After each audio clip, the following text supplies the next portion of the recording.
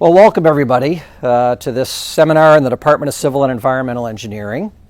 My name is Jerry Heger. I am the department chair here, and on behalf of all my faculty colleagues, I'd like to welcome you all and also indicate that this seminar has been sponsored by our Northeastern Graduate Structural Engineering Association, which is the Structural Engineering Institute student chapter, graduate student chapter.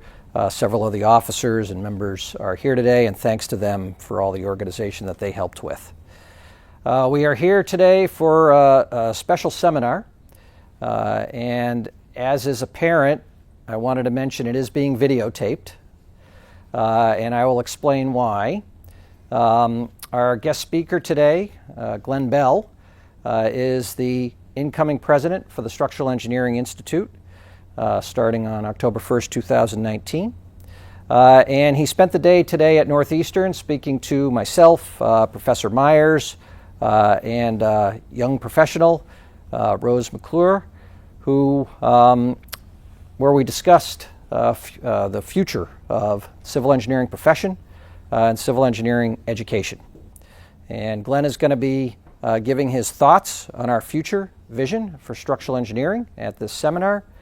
And then this is all going to be put together in a videotape by the Structural Engineering Institute, where Glenn will be presenting his thoughts on the future in consort with those that we had interviews with today. And that is going to be going out live on the website to the world and perhaps through other venues. And so thanks to those of you who sat in the front row.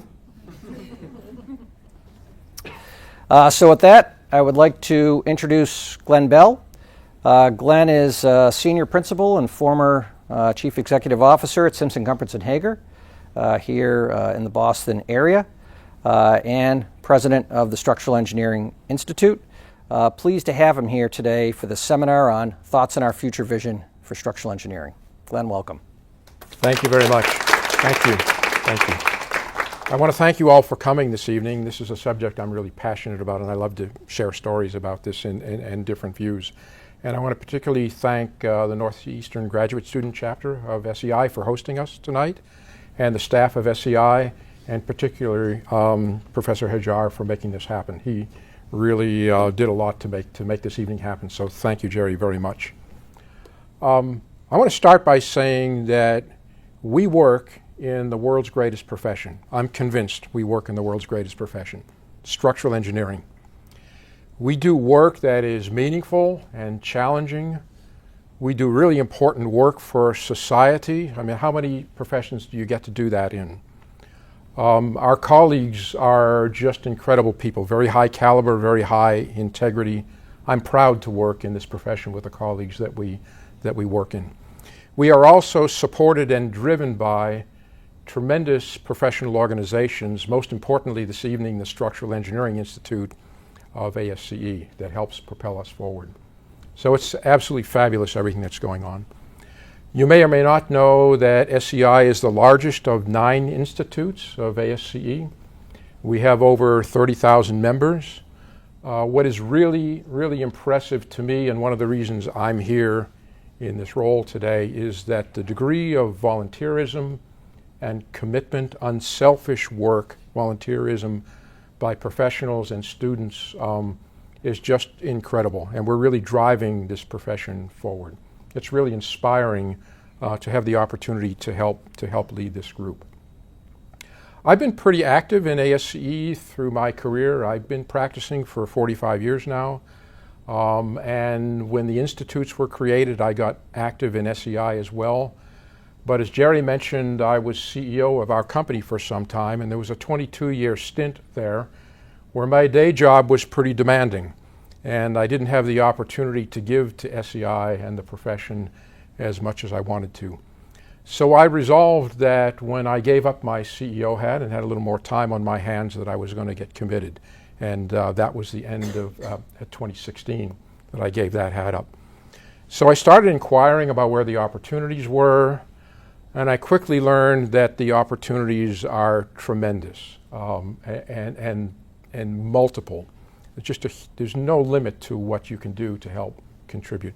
I soon found myself on the board of a newly formed division of SEI called the Global Activities Division, which I'll talk a little bit about tonight. I found myself on the board of the Structural Engineering Futures Fund, which I'm also going to talk about. I found myself on the board of governors of SEI, which is the path that led me to this president's position now.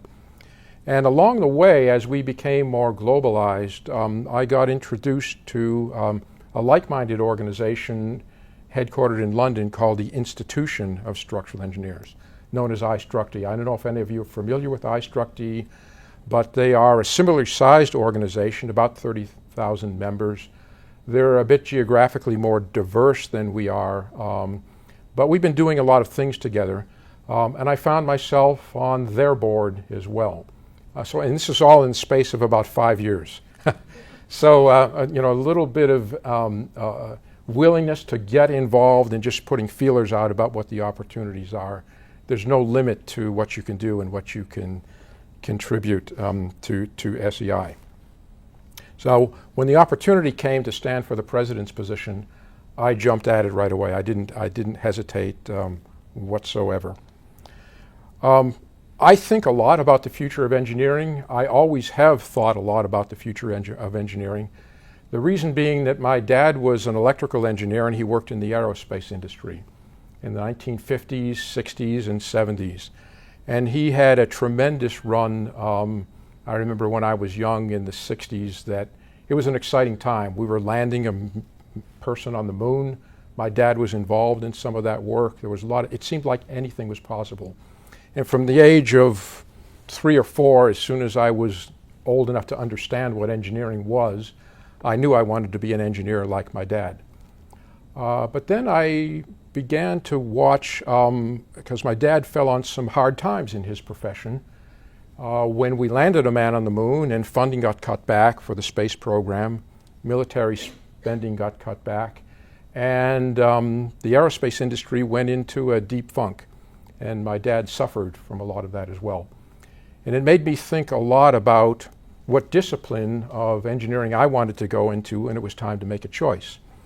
And I think one of the reasons that I chose civil and structural engineering is that I perceived that it would likely be a longer term, more reliable means of employment than what my dad experienced.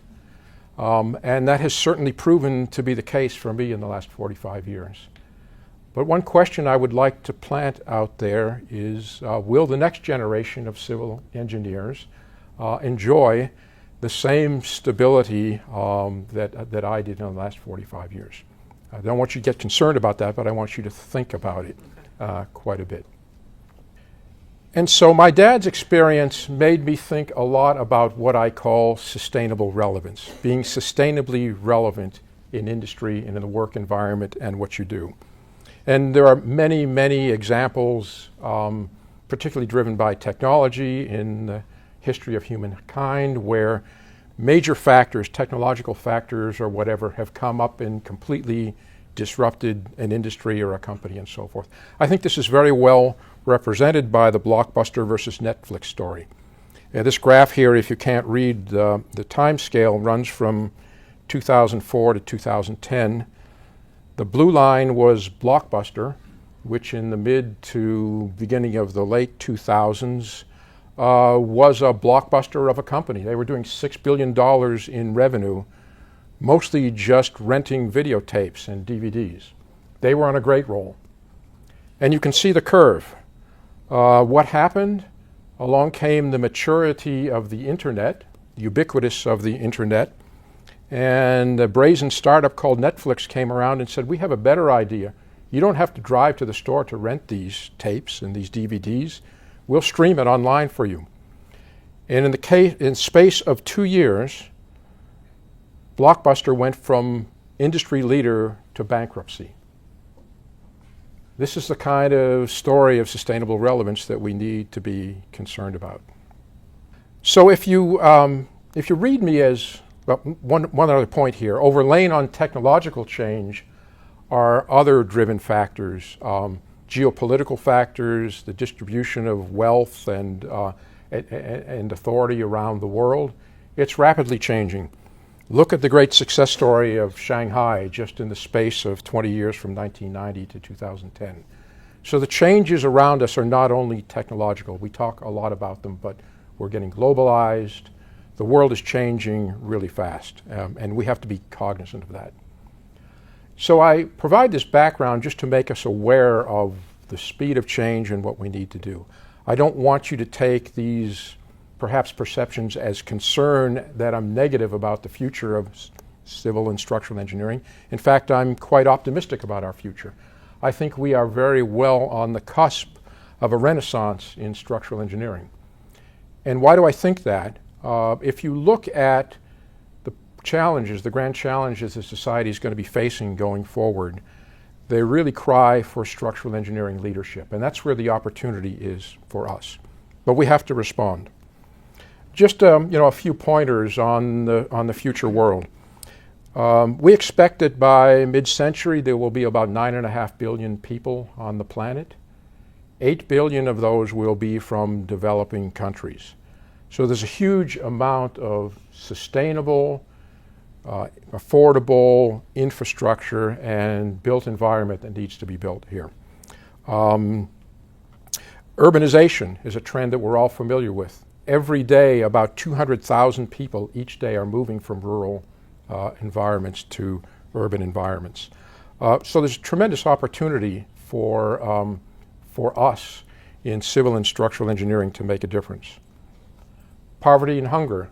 About half the world lives on less than $2.50 a day.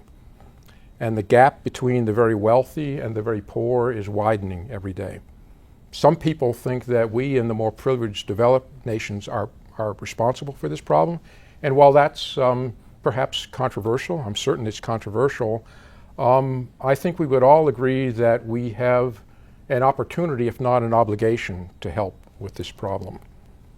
Health and pollution.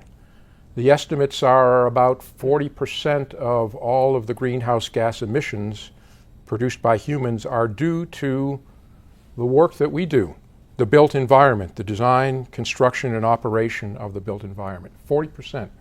That's a big issue. That's a big burden for us. And these kind of issues are not only technological, but they really require their public policy, their societal issues where we have to take leadership roles as civil and structural engineers.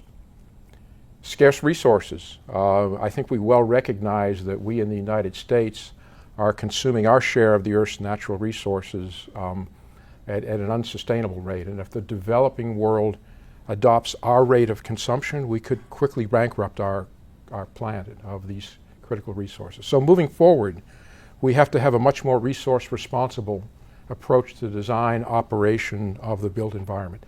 That's our responsibility to take charge. We have control over this. Climate change is well recognized right now. The human-induced components of that. Sea level is rising. The frequency of storms, the severity of storms is increasing all of the time. These are other areas where we can just not provide technical solutions, but provide leadership in setting public policy. Some of this may involve advising societies on not where to build, big questions like that. And national security. We're all concerned about national security with everything that's going on in the world right now. We may think of these as primarily political and military problems, but our built environment, the infrastructure, is critical to the security of every nation and every society. So we have important roles to play there. So these are the reasons that I feel we have a tremendous opportunity to create a renaissance in civil and structural engineering. It's there for us to take leadership. We have an obligation to do this and to play roles like we've never played before. Will we respond? So I'm really optimistic about this renaissance, but there are two caveats. There are two buts to my optimism here, and those caveats and buts are really about us. If we're going to be successful, if we're going to seize the moment and the opportunity here, we need to create a new breed of engineer than we have in the past. One that are engineering leaders, one that are more creative, innovative, collaborative, more willing to work on cross-disciplinary problems and really be leaders for society. I like to use the T-shaped analogy when I think about the structural engineer or civil engineer in the future. We tend, many of us, to be very specialized and narrow and deep in different areas. And I'm not suggesting that we lose that technical specialty that makes us what we are as structural and civil engineers. But we also need at the same time breadth in technical and non-technical issues, in the ability to work across and span and integrate various disciplines here. So number one, the first of the two butts is we need to create a new breed of engineer going forward. The second but is that we really need to work to reposition ourselves as an industry, to change people's minds about who we are and what we can do, to place ourselves in positions where we can play a more impactful role. Because if we're not proactive about that, it won't happen. We often work in the shadows. We often work in supporting roles, and that's not how we're going to be successful or impactful in the future. So if we can work on these two butts, I think our future looks tremendously exciting. So we're here largely to talk about SEI. What is SEI doing about this? A lot of what I'm talking about here in this vision is not only my own, it's shared with our colleagues in SEI and the whole organization, particularly the Board of Governors. What SEI is doing about this is an awful lot, and that's what I want to talk to you about tonight. Our Board of Governors in 2008 started working on this issue in earnest. At the time, I will say there was a lot of negative talk and concern about what our future might be. That machines just may take over everything that we do and we would be rendered irrelevant. With a lot of thought and forward-looking ideas, I think we've come a long, long way where we're all optimistic about our future right now. So our board worked very earnestly, great work by a lot of great people, to produce this first document, which is in the middle of the image here, called A Vision for the Future of Structural Engineering and Structural Engineers: A Case for Change. This was published in 2013. You can find this on our website. And it set forth a very inspiring and ambitious vision about our future. But it didn't just stop there with a lofty vision. It laid out a roadmap and a number of things that we needed to do to move ourselves in the right direction. And there were 9 of them. What I'm going to talk about is strategic objectives for this first vision. And SEI board went to work placing responsibility in the various units of SGH, of SEI, different committees, other boards and so forth, and divisions to get this important work done. You know, a lot of strategic plans tend to get, I've worked in business a long time, get lost in a file drawer somewhere, never to see the light of day. This has not happened with this vision. There's been a lot of hard work on this since 2013. The other thing we did rather recently, which is unusual and I'm very proud of, is our Board of Governors looked at year 5 years into this, the question of how are we doing? Are we making progress? Are we working on the right things? Do we need to make some mid-course corrections? And the result of that work was in the document that's illustrated on the right-hand side here, where we did a confirmation of our vision and an update to it in April of this year. So this is very recent work. And what we learned from taking an honest assessment of how we did was that we had made some great progress in some areas. We made some so-so progress in other areas, and there were a couple of areas where we had to give ourselves poor grade. It was an honest assessment of how much we progressed. We produced a lot, but we weren't satisfied. And we also added a couple of more strategic objectives that we realized that we need to work on to stay current. So all told right now, we have 11 strategic objectives that we're working on. And what I want to do for much of our time together this evening is talk about what those objectives are, how we're doing, how much progress we've made, where we're making corrections, and what it looks like going forward. Because we are now realigning everything that the SEI Board of Governors is doing behind accomplishing those 11 strategic goals. So this is fresh information, new information, and we're moving forward. And that will be in part my job as the leader, as the chairman of the Board of Governors, to see that we're working on the right things, working with my colleagues on the board there. One other thing that we did along the way to help spur the initiative on was to, I will say, reinvigorate. We didn't invent at that time an entity called the Structural Engineering Futures Fund, but we reinvigorated and refocused the Structural Engineering Futures Fund, which you may or may not have heard of. The idea behind the Futures Fund is this: we are trying to do an enormous amount of work to redirect and focus a very large industry with associated industries. That's not a trivial task. It's going to take a lot of work by a lot of people. I've spoken already to the tremendous amount of volunteerism in SEI, but we need more of that volunteerism. But it's not enough to have only volunteer time. We need financial resources. It costs some money to get this sort of stuff done. And so we refocused and reinvigorated in 2014 the SEI Futures Fund around directing resources to work on the SEI vision, and it's been very effective. My pitch to you all here today is that this is our fund, and we all need to contribute to our future. So we seek out and accept and welcome contributions from all sources, whether you're more wealthy and can afford to make big contributions, or small and just able to do what you do. But we all need to get involved here. This is our commitment to moving our profession forward. And I'll touch on the Futures Fund a little bit later. So we're going to walk through the 11 strategic objectives here, talk about what we've accomplished, where we are, where we're going with this sort of stuff. One area that I'm really excited about, we're really excited about, where we've made great progress since 2013 is in advancing performance-based design, performance-based codes and standards. What this is about is very simply that we're looking to design more of our structures now, not necessarily to highly detailed and prescriptive code requirements, but performance objectives. So we're really looking at, what are we really looking at in terms of the desired performance of our structures? And for certain hazards and loading scenarios, we design to levels of performance rather than satisfying code equations. This is really key, we think, to our future, and I'll tell you why.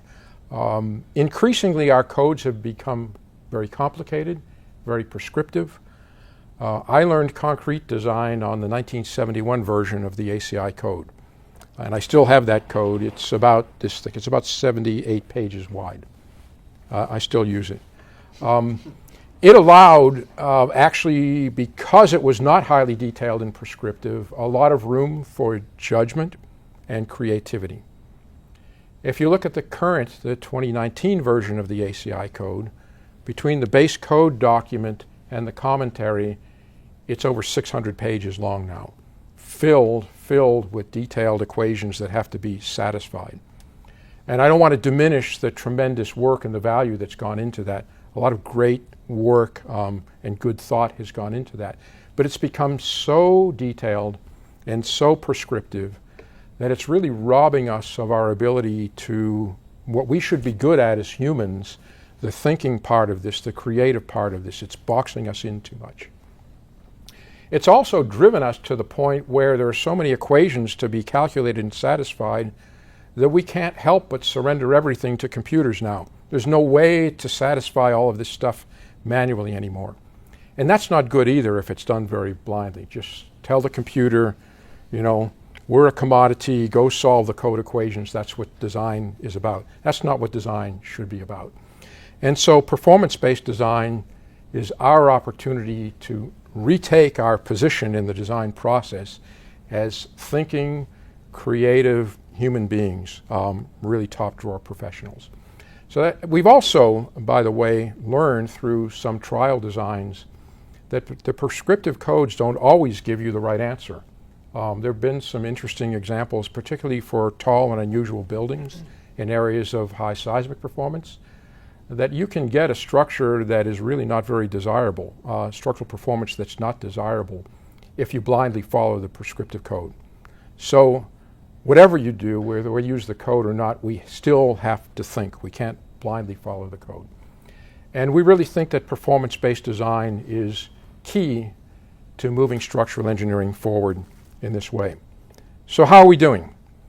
The leadership, I would say, in terms of implementation in performance-based design has largely been in the seismic arena, particularly for tall buildings, particularly on the west coast of the United States. And here is a document that was the product of an effort from the Pacific Earthquake Engineering Research Center and the Charles Pankow Foundation that sets forth guidelines for performance-based design of tall buildings. That prominent structure in the middle is Salesforce Tower, the tallest building in San Francisco right now, that was designed to these new performance requirements. This building could not have been designed the way it would not have been successful, even commercially, if it were not for the ability to use performance-based design here. So it's a great story. And this is ubiquitous on the West Coast now. This is not future, it's not fanciful. So we're moving into other areas of performance-based design. We just published, and this was an effort of SEI, ASCE, and again the Pankow Foundation, to have a pre-standard for performance-based wind design. This is brand new, just published earlier this year. And although it's a pre-standard, I know of at least 2 engineering companies now that are using this in their guidelines to create alternative designs to prescriptive methods for codes. So this is moving forward as well. The third area where we made a lot of progress is in performance-based structural fire engineering.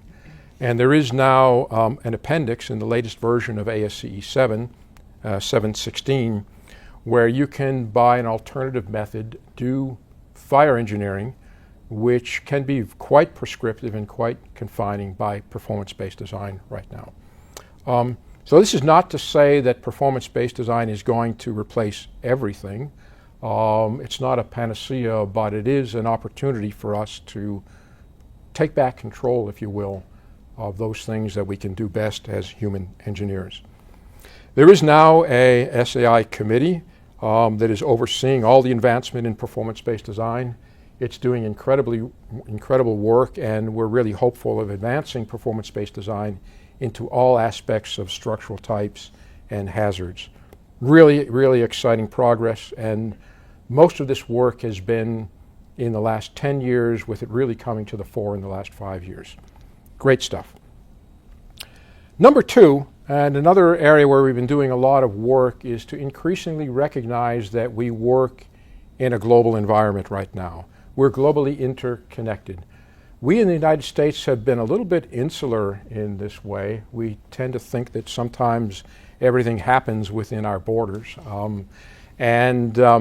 We recognized in SEI that there was a lot more that we could do to help engineers be effective on a global platform, because we're all, whether you work on a project in your backyard or on the other side of the world, materials are sourced from around the world. We're all influenced by globalization. And so we formed 5 years ago this Global Activities Division of SEI to help address this problem. Our main objective there is mostly to help US-based or North American-based structural engineers practice effectively any place around the globe. And we're providing resources, we're providing things that will help with training and so forth to help us work in a global environment as well. We also recognize that we actually have a lot of SEI members outside the borders of the US. And there has, until very recently, not been any SEI local chapters in places outside of North America. So one of the other objectives that we have is to start to create local chapters outside of the US. So those stars recognize the first 2, which were introduced this year. We have an SEI chapter as of just about a month ago in Israel, and another one in Mexico City. And we're looking to expand on that as well. What are some of the other things the Global Activities Division is doing? We are collaborating and communicating with like-minded organizations. I mentioned earlier the Institution of Structural Engineers in the UK. We have a great collaborative relationship with that organization. We're doing lots of things together. Our leadership meets twice a year to set out our collaboration agenda, and it's been a great thing.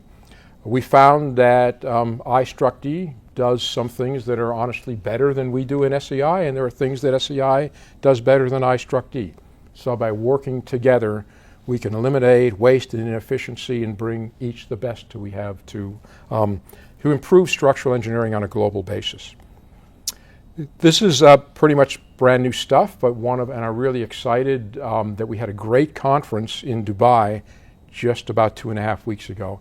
This was the first ever joint SEI I-Struct-D international conference in structural engineering. And we brought participants and panelists and speakers really literally from around the globe to compare and contrast lessons learned from iconic global structures all around the globe. It was a great success. I'm still buzzed from coming back to that right now, and we're going to produce a publication on the lessons learned. This is for another lecture. I can't go into details, but it was really a very inspiring event. Another product of the I-Struct-D SEI collaboration is to bring to the U.S. a system of what's known in the U.K. or developed in the U.K. called Confidential Reporting of Structural Safety. The acronym is CROSS. And the idea behind CROSS is that we need to work together to learn from and improve our practices from the lessons that we learned from failures and problems and near misses and safety concerns. So starting in 2005 in the UK, you could go into a web portal that looks a lot like this. This is a US version right now. And you can confidentially report in reports of problems or failures of structural safety. And what happens is those reports are picked up and they're analyzed by an expert structural engineering panel for lessons learned and suggestions on how we can improve practice, and reports and newsletters and so forth are put back on the website.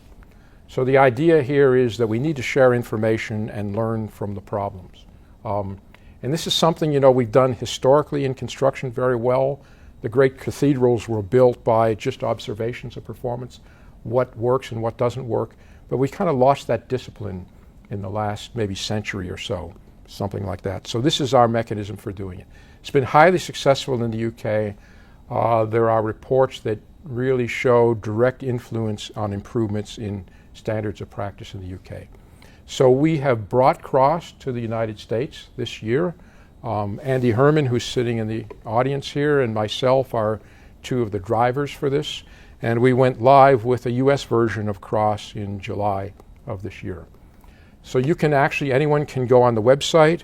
It's cross-us.org. You can search by keywords, or you can just go on and read all the reports, from beginning to end if you want to. But there's a lot to be learned from this information. And this is really working towards the notion or a vision of creating a global network of cross entities where we can learn from each other globally. Very exciting, another direct consequence of the collaboration we've been doing with I-Struct-D. One other accomplishment of the GAD, the Global Activities Division, that I want to mention here, and I could go on, but I have to get on to the other disciplines, the other objectives, but we recognize that particularly for engineers who work on shore here, who don't have familiarity with what it's like to work in different places in the world, there are changes, there are differences. You have to be aware of cultural changes, changes in business practice, legal changes, issues with licensure and contracts and so forth. It's not easy to step outside the borders, and there's a pitfall of trying to imagine doing things by your familiar local paradigm.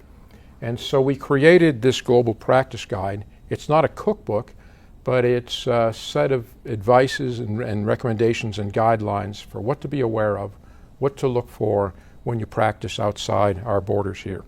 This was published in the spring of this year as well. So a lot of activity from the GAD. The third initiative here is that we recognize that we work in an industry where there are a lot of players, a lot of organizations like SEI.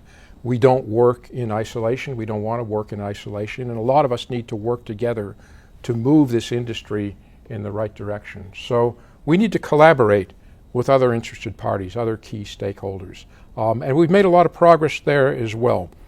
The top of this image here shows an ellipse with 3 organizations. You see the logo of SEI. You also see the logo of the NCSEA, the National Council of Structural Engineers Association, and the logo of CASE, the Council of American Structural Engineers, which is part of ACEC. These are the 3 major professional organizations in the United States that deal with structural engineering. We have slightly different missions, we have very different backgrounds, and as our organizations have kind of grown, for a long time we didn't really cooperate or talk to each other, and that really didn't make sense. We sometimes even got into little turf wars where we were competing. Along the way, we did something that I think was very smart in hindsight, was that we decided to publish Structure Magazine jointly. So there was something that we could pick off as a collaborative thing, and it worked very well. And that's led to a deeper collaboration with these organizations, where now, just as we do with iStructD, the leadership of SEI meets twice a year with the leadership of NCSEA and the leadership of CASE. And one of the really exciting developments about this is that we got together just in the last year and a half, and agreed on and published a joint vision for the future of structural engineering. So here are the 3 primary organizations publishing a joint vision, and we've taken our strategic objectives and blended them with some of the other 2 organizations. And we have a set of objectives that we want, things that we want to work on together, that we are working on together to move the profession forward. So this is great because we're bringing in even more resources, more influence, and I think it's a tremendous accomplishment. This again was consummated just this year. I hope you get a sense of the degree of activity that's going on right now. Another area that is an important strategic objective is to promote the structural engineer as a leader and innovator. This was one of the areas where we weren't as satisfied with our progress as we wanted to be. And I think after talking about why, we came to the realization that maybe we were looking at this problem a little bit too narrowly. We started with the premise that in the structural engineering community, we aren't necessarily recognized for the good work that we do. We're not in the spotlight. Sometimes we play supporting, subservient roles. And we sort of had the impression that if we could just sort of promote ourselves, make the public in the industry aware of all the good things that we do, then magically things would happen. And we certainly need to make the world aware of the things that we do. But this objective is really a lot more complex than that. And so we've sort of altered our strategy here by looking at 3 things. It's not only promoting ourselves, we have to prepare ourselves. If we're going to step into these larger leadership roles where we are doing more creative work, more collaborative work, more innovation and so forth, we have to prepare ourselves as professionals to play that role. It's not enough to say we want to do this and expect to step into those positions.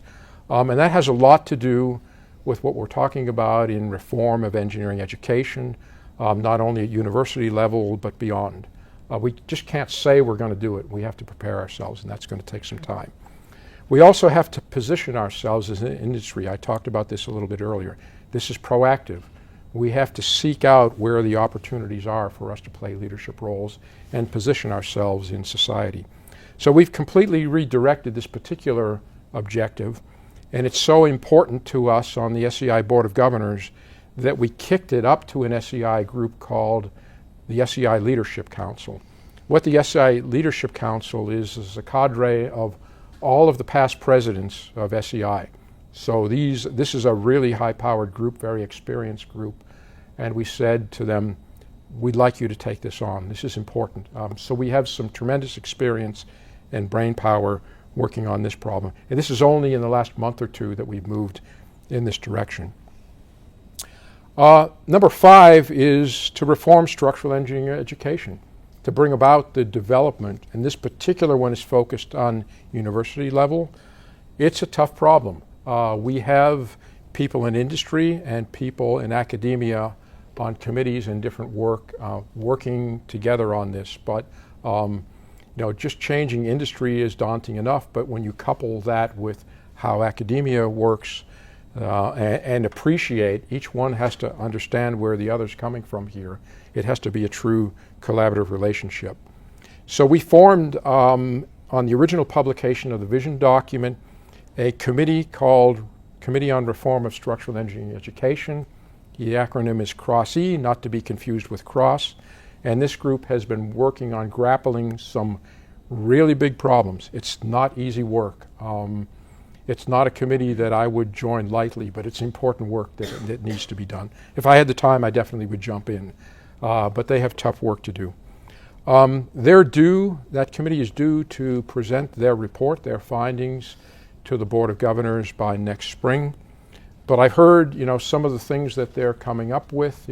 Some of their preliminary conclusions are that we need more flexibility in our engineering programs. We're perhaps overly constrained in our engineering programs. And if you look at the diversity of skills and backgrounds that we need structural engineers to come from and to do in the future, we need more flexibility.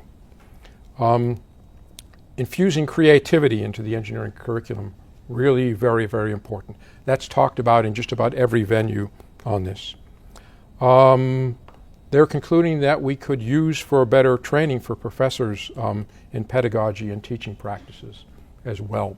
I know a lot of professors who are great teachers, but the question that's asked is, does a PhD in structural engineering necessarily make you a good teacher?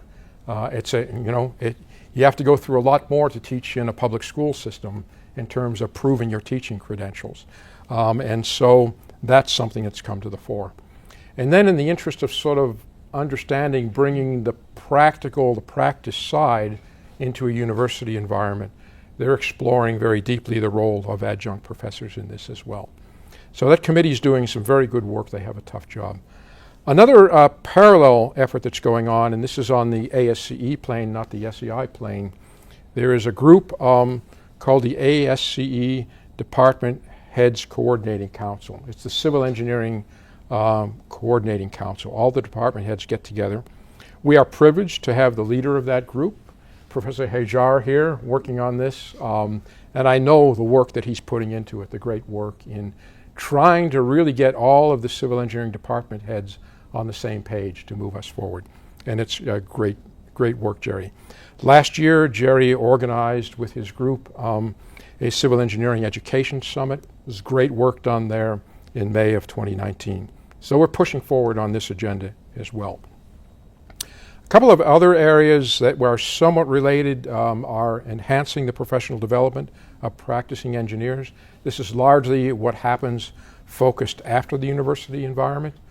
And if you think about the amount of change that we're expecting in the world and in our work in the future, and think about the amount of time that one spends in the profession after university, it could be 40, 50 years where we know we're going to have to constantly learn and adapt and so forth. So this becomes really important. How do we continue to prepare ourselves and stay nimble and address change? We have a committee on continuing education that's working hard on this. And similarly, to improve the mentoring of young engineers. And that really is about the role of on-the-job activities in a working environment as a learning experience.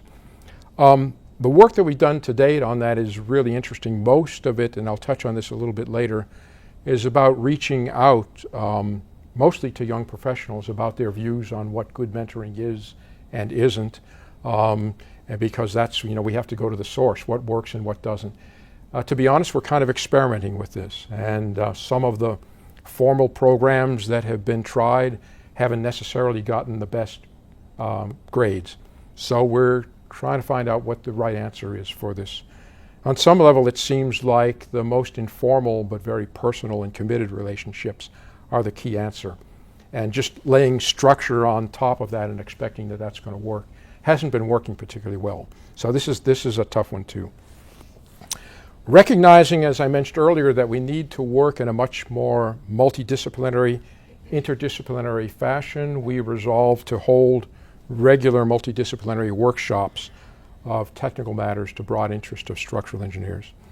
So we held our first interdisciplinary conference at Structures Congress last year in 2018.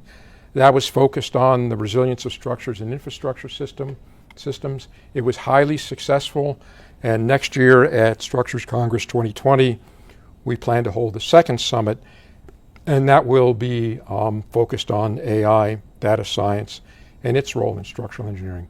I think you can appreciate that both of these are really relevant and important and multidisciplinary topics. So if we're going to be successful in pursuing these types of objectives, we have to cut across disciplines, and that's what this is about. Advocating for structural engineering licensure. There is a strong contingent in our industry that has the feeling that we really need to raise the bar on our educational and training requirements, our qualifications for licensure in structural engineering. Many of you are probably familiar with the fact that, well, first of all, licensure is up to each of the individual states as to how it works. That's a real headache for us here, but that's what that's just the way it is. And most states are professional engineer or civil engineering states in some measure. There are about 10 states right now, largely on the West Coast, but not exclusively on the West Coast, where they have a specialty structural engineering licensure that is a significant qualification above in terms of the exam and the qualifications. And SEI is really interested, and other organizations are, in trying to proliferate the structural engineering standard across the United States. It's been tough. We have to convince another 40 states and some territories of the U.S. to go in this direction, and it's a slow slog. But here we have created a collaborative organization of interested people, interested organization called the Structural Engineering Licensure Coalition.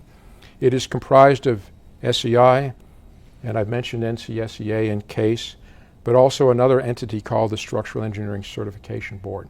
So we're unified, we're bringing this power to lobby and bear and try to proliferate structural engineering licensure across the country. So those 9 that I just mentioned were the original 9 of the vision, and the last 2 that I'm going to present here are new ones that we added just this year. The first one, and you sort of look at this and say, duh, it should have been there from the beginning, but we missed it.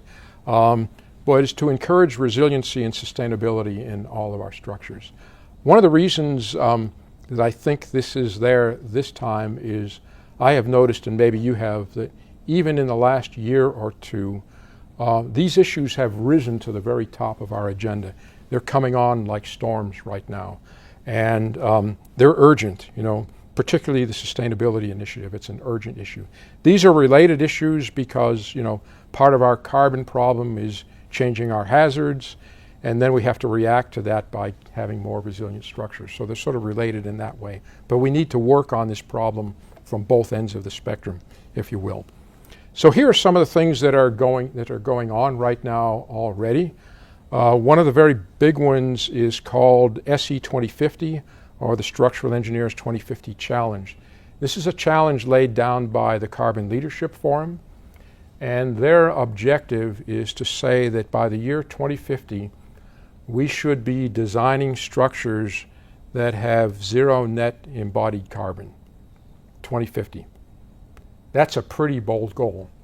And when I first heard about this, I thought, this is pretty fanciful. What are we going to do? Reject concrete and steel and only build wood buildings? How do we do that? As we've dug into it, there actually are a lot of strategies, and it's not as fanciful and crazy as you might think.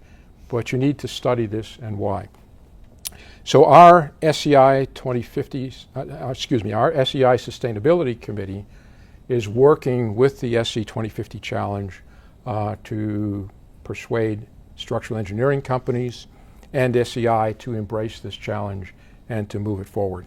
And they're doing a great job and having good progress. I would encourage you to go on their website, the SE 2050. It's a real initiative, and you're going to hear more about it. On the resilience side, there's a lot going on. One of my favorite projects, I'm actually involved on an advisory committee of this, is a Center for Risk-Based Community Resilience Planning. This is a long-term research project funded by NIST, and it is headquartered at Colorado State University in Boulder. And there are over 90 researchers involved with this. A 5-year program that is about, we hope, to be renewed for another 5 years. And what this is seeking to do is create models and a computing platform. I don't want you to think of software. It's a computing platform where right now it's for researchers, but we're looking to take this into the practice environment where we can model the impact of hazards, not only from a physical infrastructure perspective, but from the sociological and economic perspective. And these things are intertwined. So these 90 researchers I mentioned are not only engineers, they include sociologists and economists that are developing very complex models. And this tool, we hope, will be useful to communities, to cities, maybe other entities like university campuses who might want to take a long-term view of their resilience. And what this tool will allow a community to do is determine what the optimal and type injection of resources would be to improve the resilience of their facility. It's a really exciting thing, really multidisciplinary.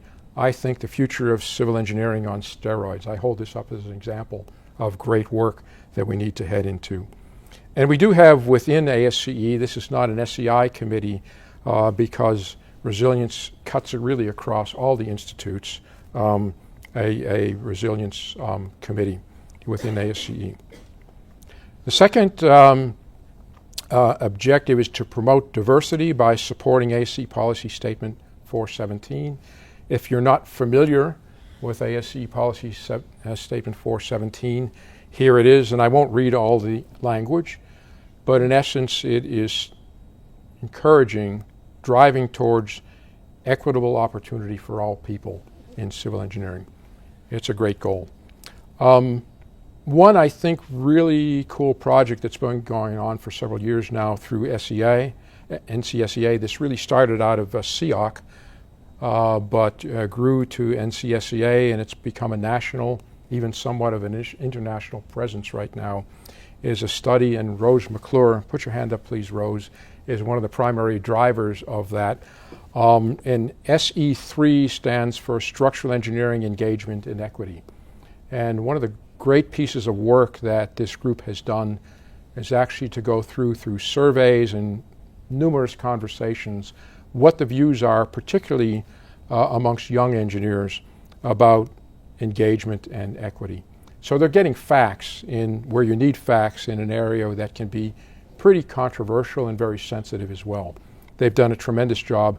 Their website is shown there. The URL is right there. I'd encourage you to go on. There's lots of reports and great resources and even a video on the work that they've done. So those are the 11 SEI objectives, and I'm sort of moving towards conclusion here.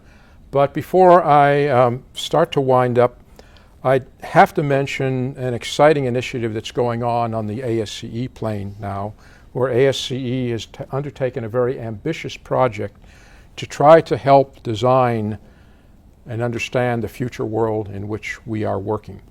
And the Industry Leaders Council of ASCE has been driving this forward. And one person on the ASCE staff, his name is Jerry Buckwalter. I think you're going to be hearing more from him. Jerry actually came out of the aerospace industry, where he was responsible at Northrop Grumman for the strategic direction of that firm, and he was influencing where that huge industry was going. Did it highly successfully, and now he's with us in civil engineering. He wants to help us in civil engineering envision our world and make sure that we're very well prepared. The idea behind Future World Vision is that we really try to understand the world in which we're going to be working in about 50 years from now. Now, we all know that nobody has a crystal ball, and we can't do this with guesswork at the same time either. But the way that ASCE has approached this is they have actually put hard science behind it. They hired a strategic planning firm from the Boston area, and they're trying to imagine what various scenarios, possible scenarios, might be for our future. And there are multiple outcomes from the study that they did. But the notion is we're not trying to predict exactly what it's going to look like in 50 years, but as Jerry says, paint the corners of what is likely or possible. And they did a very interesting study where they looked at different trends, things that are going on in the world around us, changes in demographics, climate change, things with energy and so forth. And they looked at all of these trends and projected out and looked at the variability of those trends and said, if we combine these trends in different ways, what scenarios emerge? It was really, so this is hard science. This is not guesswork. And out of that came really something really exciting. The 5 scenarios they had identified are the megacity. If you want to envision a megacity, imagine that everything from Boston to Washington, D.C.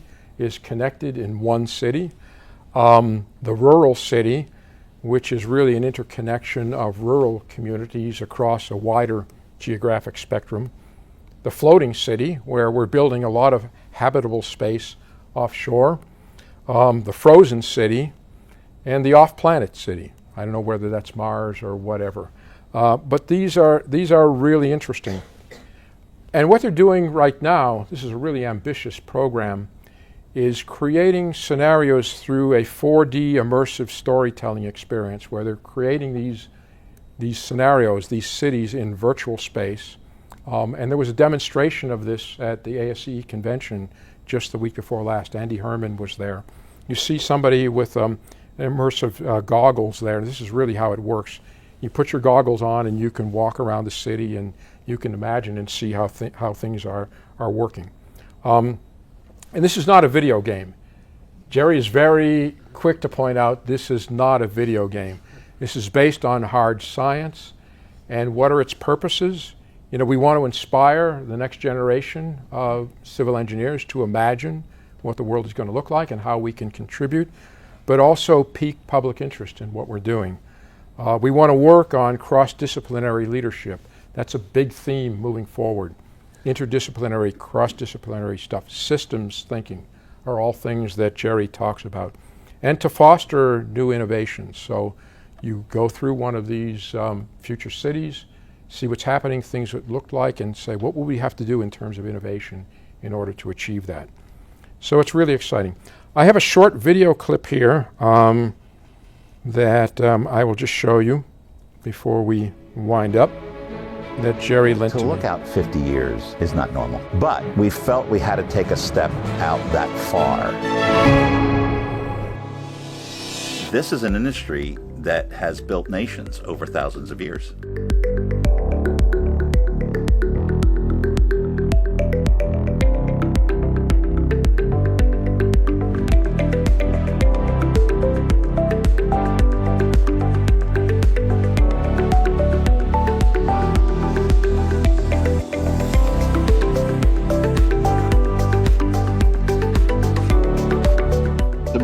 Plan of today will be a kind of DJ constantly tuning to make the optimum atmosphere for the people in that city.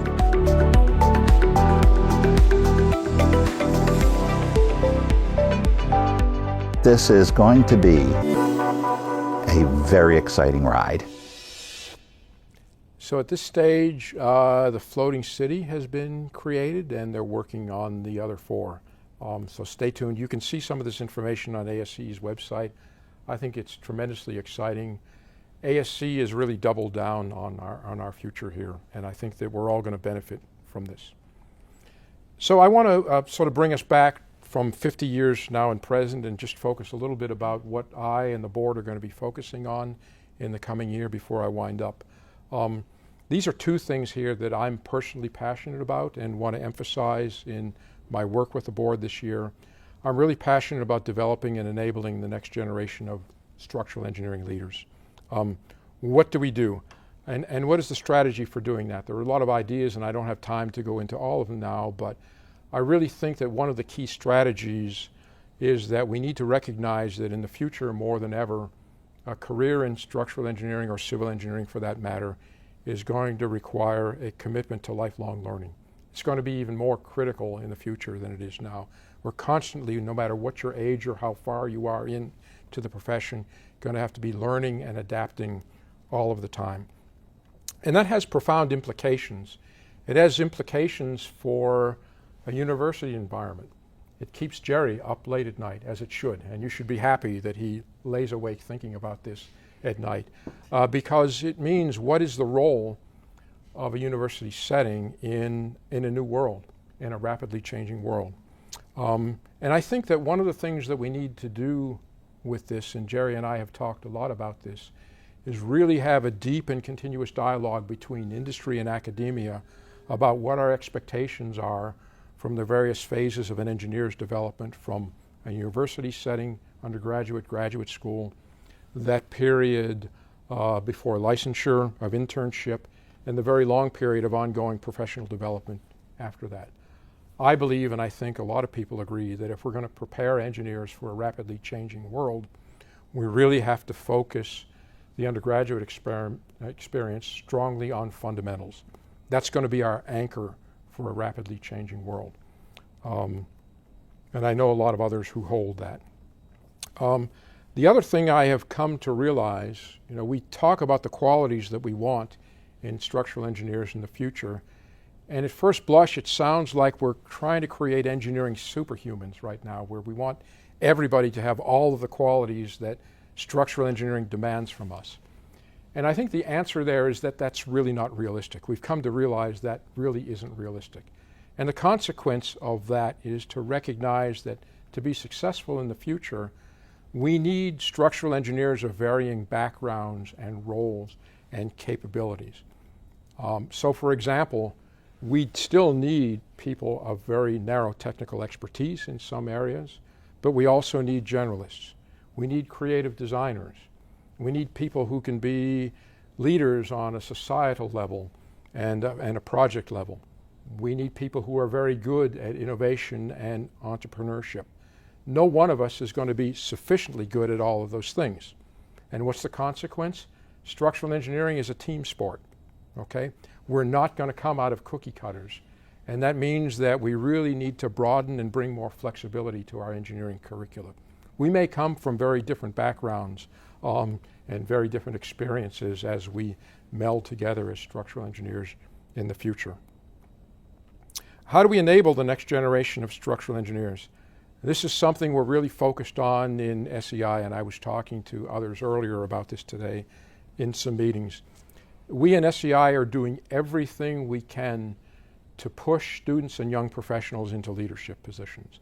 And something that we created through the Futures Fund that's been very successful is to create scholarships to send students and young professionals to Structures Congress, individuals who couldn't otherwise afford to go to Structures Congress. And it's been extremely successful for the past several years that we've had it. Some of the people, young professionals who entered that program, are now emerging leaders in SEI today. And we've been increasing each year the amount of funding that we devote to this. Another similar initiative is that we recognize that a lot of our committees, particularly high-level technical committees, tend to be populated by older people with a lot of gray hair. And that's really not a good thing. A lot of young professionals don't go into this because they might feel intimidated. It's really not bad. We're not that intimidating, we gray hairs.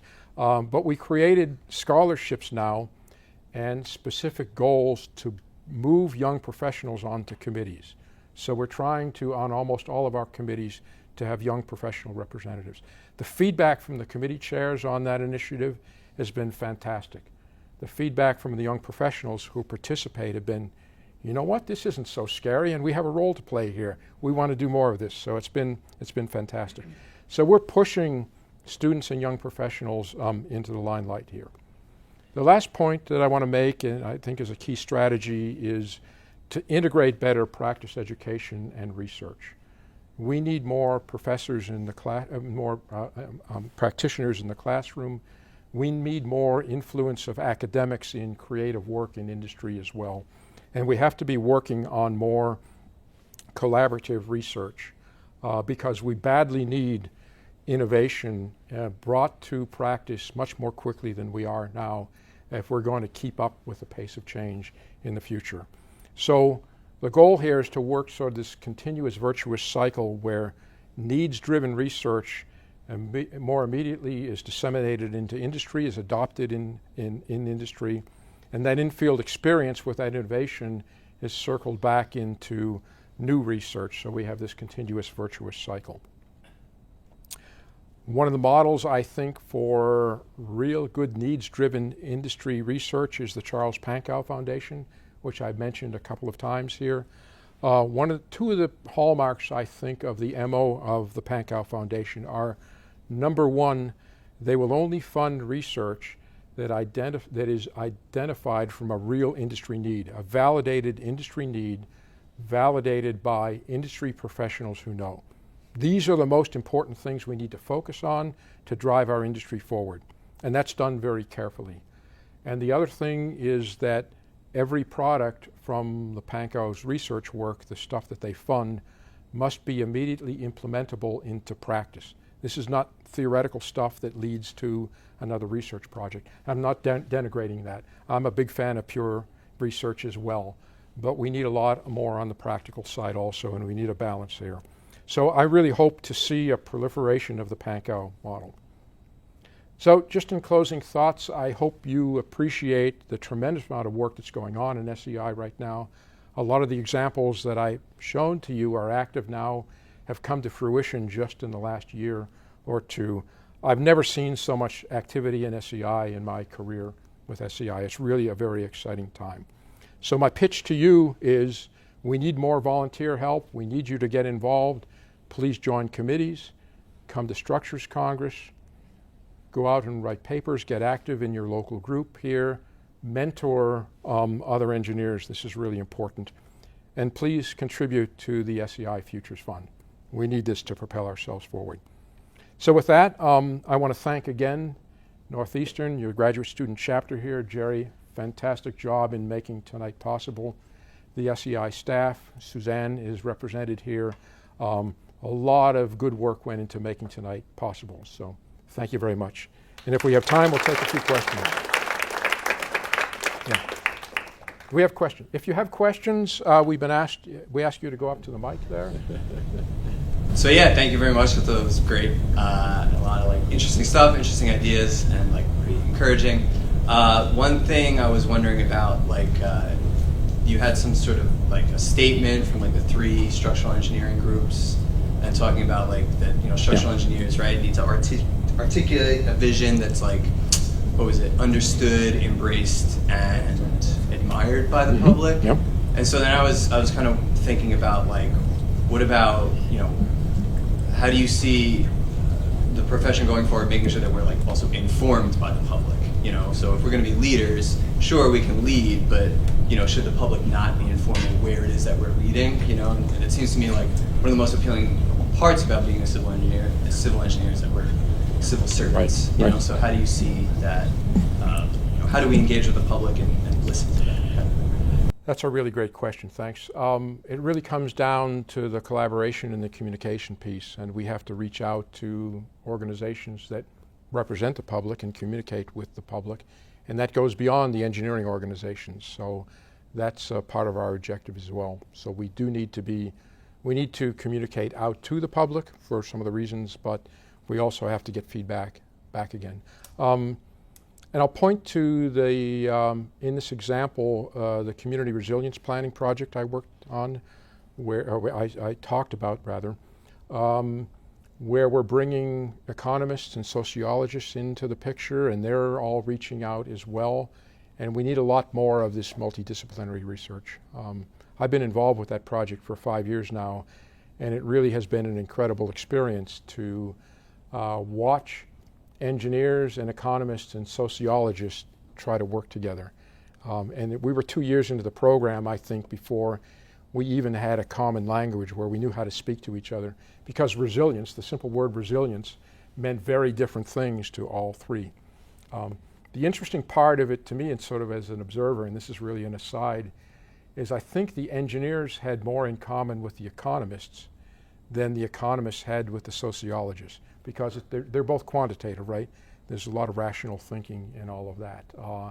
And it's really been fun to work with the sociologists who are out there looking at the social impact of a disaster. Some of it is just heartbreaking, what goes on, but what happens to a community when there's a disaster. And the real awakening for me in this project was I would always think about resilience or a resilient type of community in terms of the physical infrastructure. And what I came to realize, and this has impacted my view of our role here, is that the health of a community is really about the people. It's not about the infrastructure. The infrastructure serves the society.